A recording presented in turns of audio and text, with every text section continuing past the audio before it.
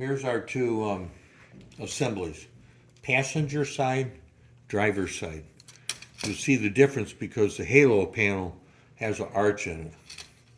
And so looking at the front, on the outer, 9 1/4 on each of them.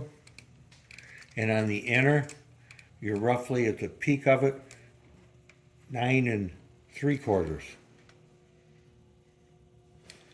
And then if you go to the rear of it on the outer, you're roughly 8 7/8 on the outer for both of them. And then for the inner, 9 3/8. If you look at these tabs, they're pretty easy to shape to where you need them. We also put these two halves together, so if you need to adjust it up or down, you'll be able to do that as well. Hopefully this helps you.